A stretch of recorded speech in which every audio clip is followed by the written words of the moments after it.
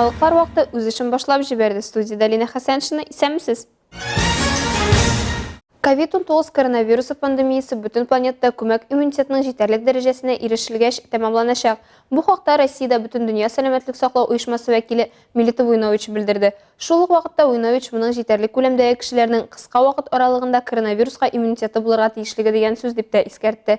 Әлегә коронавирустан үлүчеләр саны арта тора. Татарстанда аларның саны 997-гә җиткән. Соңгы тәүлек эчендә тагын 9 кеше вирус корбаны булган. Тажлы вируслы вазгыятькә бәйле рәвештә илдә чираттан тыш яллар игълан ителде.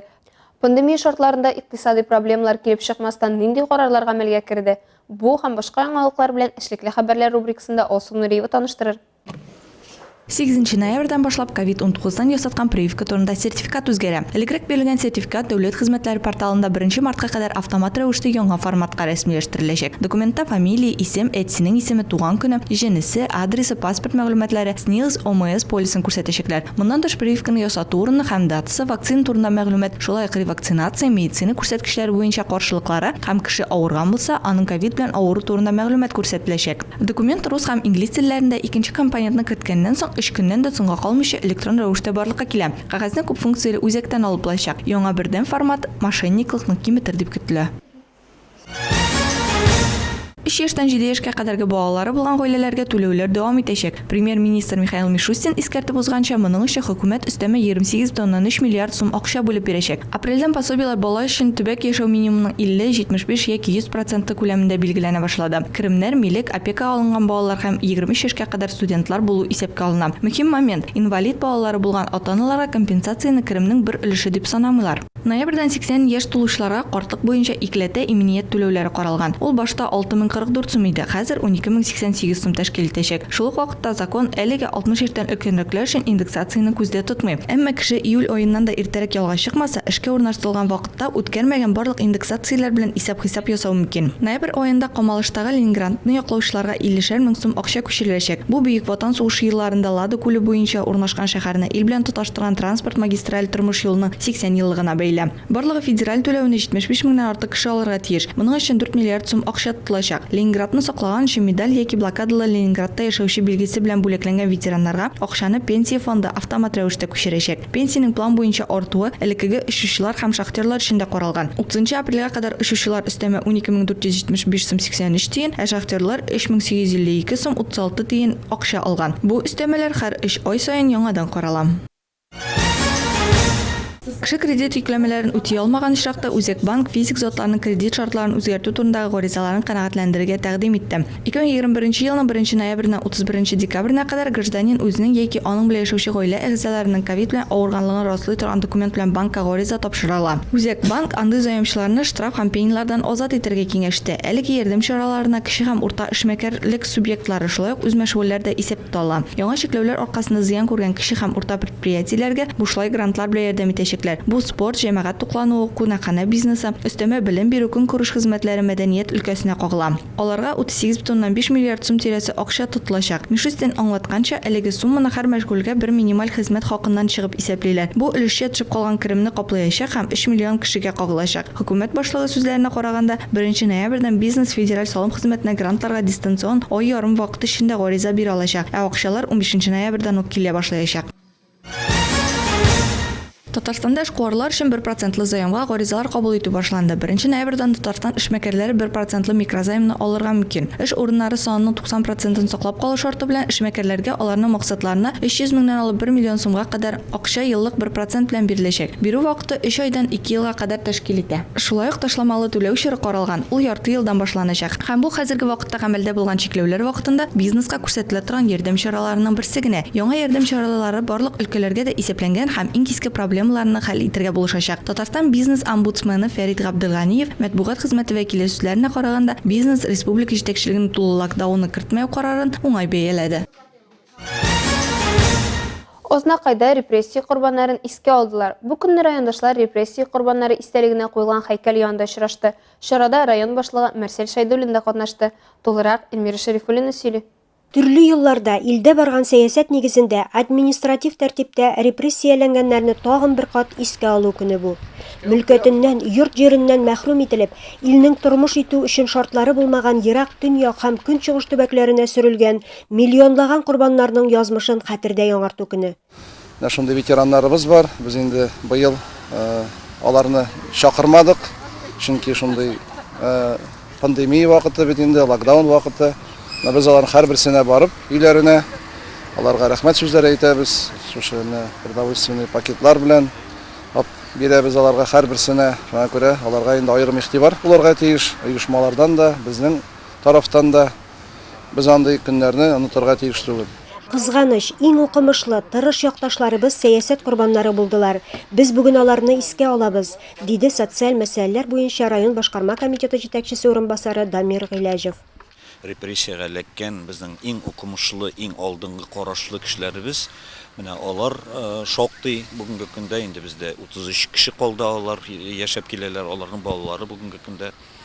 Чыннан да бер авыр вакытлар менә Марсыз Фарҗа дип китте. Ни өчен кулга алынган, нинди гаибе булган, менә шушларын да алар инде аңламыйча, акланмыйча алар бүгенге көнгә хәтле даже репрессия галләккән кешеләрнең исемнәре акланмаган кешеләргә хәтле бар. Менә аларны без инде онытырга тиеш түгел. Чыннан да тарих инде ул дөреслеккә барырга тиеш. Менә шушы дөреслекне без инде бүгенге яшь, бүгенге яшь җитәкчеләр дип әйтергә кирәк инде. Шушларның төбенә хәтле төшеп, нигезен аңлап, без аларны инде эшне алып барырга тиеш булабыз инде. Хәтер китабы мәгълүматларына караганда, Татарстанда 50 меңнән артык кеше репрессиягә дучар булган.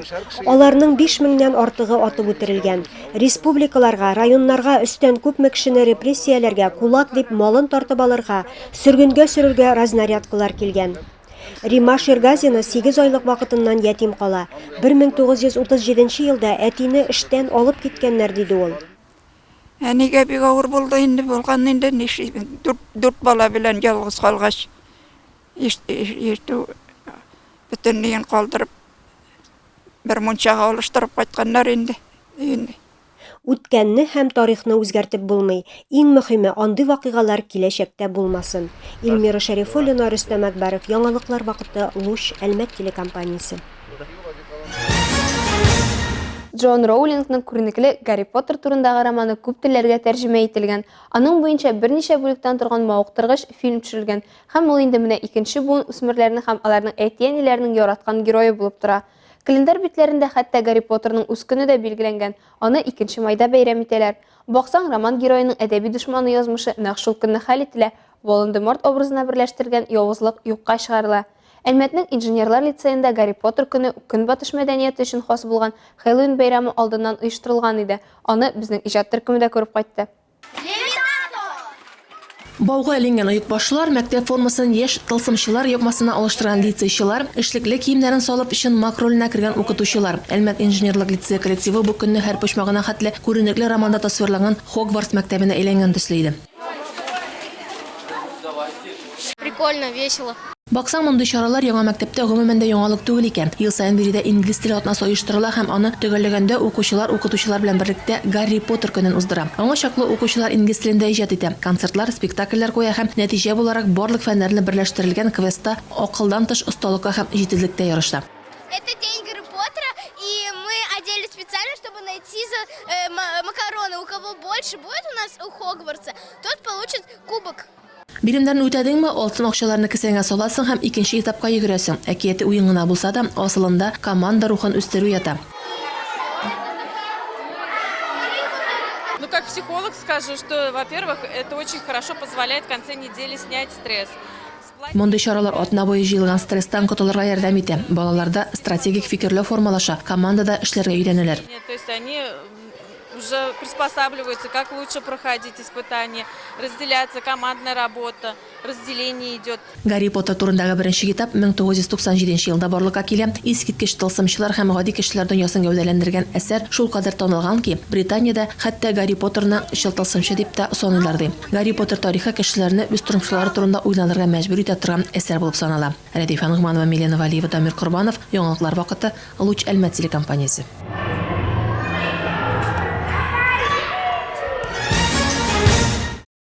Yollar sport çaralarına boy buldu. 28 oktyabrdan 30 oktyabrga kadar Muriel Respublikasının Volжск şäherinde yaşösmürler arasında Grek-Rim kurası boyunca Oşık Respublika turniri uzdu. Yarışlarda Samara, Orenburg, Penza, Volgograd, Ulyan ülkelerinden, Muriel, Tatarstan'dan, Başkortistan'dan, Udmurtiya Respublikalarından 300 kurashchi yigit qatnaşdı.